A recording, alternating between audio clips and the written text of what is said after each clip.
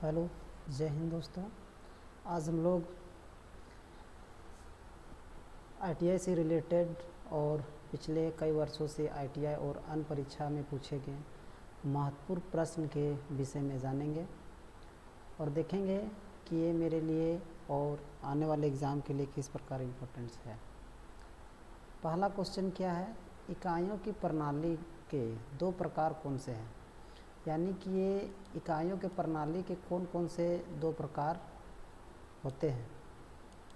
तो पहला ऑप्शन है ब्रिटिश और मैट्रिक, दूसरा है गुरुत्वाकर्षण और गैर गुरुत्वाकर्षण, तीसरा है मौलिक और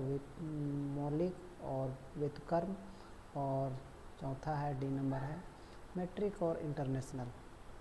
तो इकाई की प्रणाली में दो महत्वपूर्ण कौन कौन से हैं, तो एक होता है मौलिक फंडामेंटल यूनिट, एक होता है फंडामेंटल यूनिट पहला होता है, दूसरा होता है व्युत्क्रम यूनिट। यानी कि हम कह सकते हैं कि मौलिक फंडामेंटल यूनिट और व्युत्क्रम यूनिट, साथ ही साथ ब्रिटिश यूनिट और मैट्रिक यूनिट। तो ये दोनों में कौन सा है, तो इकाई प्रणाली के दो कौन से हैं। इकाई प्रणाली की बात हो रही है तो इकाई प्रणाली हो गया इकाई प्रणाली हो गया ब्रिटिश और मैट्रिक। ये आपका पहला क्वेश्चन हो जाएगा। उसी प्रकार दूसरा क्वेश्चन में देखते हैं, इनमें से मूलभूत इकाई कौन सी है, यानी इनमें से मूलभूत इकाई कौन सी है, यानी फंडामेंटल यूनिट की बात हो रही है। तो कौन सा फंडामेंटल यूनिट है, लंबाई है, द्रव्यमान है, आयतन है। लंबाई है, द्रव्यमान है, समय है। लंबाई है, द्रव्यमान है, क्षेत्रफल है, और लंबाई, दाब और आयतन है। इनमें से कौन है मूलभूत, तो बी नंबर जो है लंबाई, द्रव्यमान और समय, ये आपका क्या है, मेरा मूलभूत इकाई होती है। उसी प्रकार हम लोग अगला स्लाइड में देखते हैं, एम के एस प्रणाली में एम अक्षर क्या दर्शाता है, यानी कि एम के एस प्रणाली में एम अक्षर क्या दर्शाता है, मील कि मीटर कि मिलीमीटर कि माइक्रोन।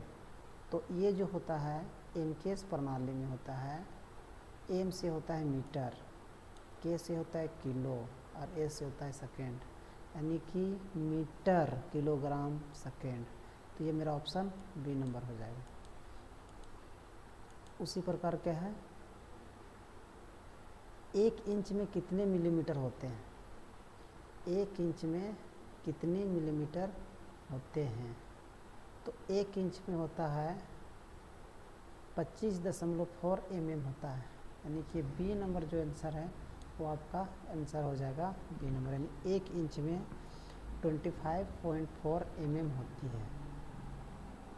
उसी प्रकार हम लोग नेक्स्ट स्लाइड में देखते हैं, और इसमें क्या है, इनमें से अधातु कौन सी है, यानी कि मेटल नॉन मेटल से क्वेश्चन है। इनमें से कौन सी अधातु है, पारा है, ग्रेफाइट है, पीतल है, लोहा है। तो इसमें हम लोग देखेंगे विशेष रूप से पारा जो होता है ये क्या होता है, एक ऐसा अपवाद धातु है जो लिक्विड फॉर्म में रहता है। ग्रेफाइट क्या है, एक प्रकार का अधातु है, लेकिन क्या है, इसका गुण क्या होता है कि इसका गुण होता है विद्युत का सुचालक होता है, कंडक्टर होता है। तो आंसर क्या हो जाएगा आपका, आंसर बी नंबर हो जाएगा ग्रेफाइट। पीतल में धातु का गुण होता है, लोहा में धातु ही है। उसी प्रकार क्या है, इनमें से किस धातु में प्रमुख सामग्री के रूप में लोहा होता है, यानी मुख्य रूप से मुख्य कंपोनेंट्स देखा जाए तो लोहा किस में पाया जाता है, पीतल में, ब्रॉन्ज में, जिंक में, इस्पात में। पीतल में भी क्या होता है, एक प्रकार का मिश्रण धातु है, ब्रॉन्ज भी मिश्रण धातु है, जिंक भी एक प्रकार का ये मेरा एलिमेंट है। इस्पात जो आप देख रहे हैं, इस्पात जो है आपका ये क्या एक प्रकार का मिश्रित धातु है, साथ ही साथ इसमें लोहा पाया जाता है। तो हम लोग इस प्रकार से देखते हैं कि इनमें से कौन सा क्वेश्चन हो जाएगा, डी नंबर हो जाएगा। उसके बाद देखते हैं, निम्नलिखित में से कौन सा गुणधर्म धातु का यांत्रिक गुणधर्म है। यांत्रिक गुणधर्म का मतलब क्या होता है कि यांत्रिक गुणधर्म का मतलब होता है कि मैकेनिकली का मतलब हो गया कि ऐसा गुण धर्म जिससे हम लोग किसी भी चीज़ को, मेटल को हम लोग उसमें यांत्रिक यानी कि बल लगा करके उसका यांत्रिक में चेंज ला सकते हैं।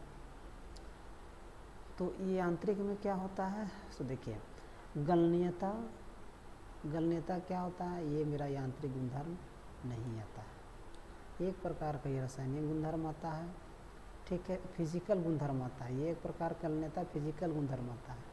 संक्षारण भी फिजिकल यानी केमिकल संरचना में आता है, संरचना स्ट्रक्चर तो वो फिजिकल में आ जाता है।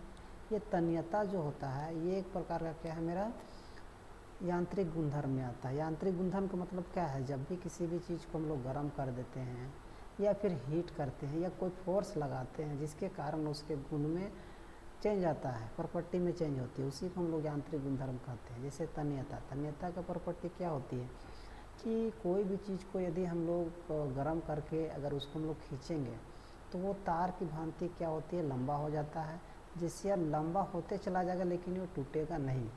तो ये गुण को हम लोग तन्यता कहा जाता है। तो तन्यता एक प्रकार का क्या हो गया, यांत्रिक गुण हो गया। उसी प्रकार क्या है, इनमें से भंगुर धातु कौन सी है। भंगुर का मतलब क्या होता है, ब्रिटलनेस का मतलब हो गया कि वैसी धातु जिसमें क्या होता है, फोर्स लगने पर वो छोटे छोटे टुकड़ों में टूट जाता है, जिससे क्या होता है, कौन सा है, तो कच्चा लोहा, इस्पात, नरम लोहा, मिश्रित धातु। तो ये मेरा क्या हो जाएगा आंसर में, कच्चा लोहा। कच्चा लोहा क्या हो जाएगा, एक प्रकार का मेरी भंगुर धातु होती है जिसको कास्ट आयरन बोलते हैं। हम लोग देखते हैं क्या है लास्ट स्लाइड में, निम्नलिखित में से कौन एक कुचालक है। कुचालक का मतलब क्या होती है, जिसमें विद्युत फ्लो यानी विद्युत बहाव नहीं हो पाता है। तो इसमें क्या है, तांबा तो प्रमुख रूप से विद्युत का सुचालक है, एल्युमिनियम भी विद्युत का सुचालक, चांदी विद्युत का सुचालक है, लेकिन माइका जो होता है वह विद्युत का सुचालक नहीं है। इसी की वजह से ये जो होता है एक प्रकार का विद्युत सर उपकरण में बोर्ड में माइका को लगाया जाता है। तो इसका आंसर क्या हो जाएगा, डी नंबर, माइका। 10वां नंबर क्या है, धातु को वह गुण जिससे धातु को बिना टूटे तार के रूप में खींचा जा सकता है। ये क्वेश्चन रिपीट हो गया है। रिपीट में क्या है, जिससे हम लोग देखें तार के रूप में खींचा जाना धातु कौन होता है, इसका आंसर तन्यता होती है। रिपीटेशन हुआ है आंसर, लेकिन इसका क्वालिटी गुण अलग है। इसका काम क्या होता है, तार के जैसा खींचने में बनाया जाता है। ये होता है आघातवर्ध्यता। अगर हम पीटेंगे तो ये तन्यता में क्या होती है, खींच के तार बनाया जा सकता है, लेकिन आघातवर्ध्यता में क्या कर सकते हैं, इसको हम लोग पीट के चादर बनाया जा सकता है। कठोरता में बहुत हार्डनेस होती है, भंगुरता में छोटे छोटे टुकड़ों पर बुना जाता है। ये सारा का सारा मेरा क्या होता है, यांत्रिक गुण है, मैकेनिकल प्रॉपर्टी है। तो इस प्रकार से हम लोग का आज का वीडियो यहीं पे अंत करते हैं। सभी को जय हिंद।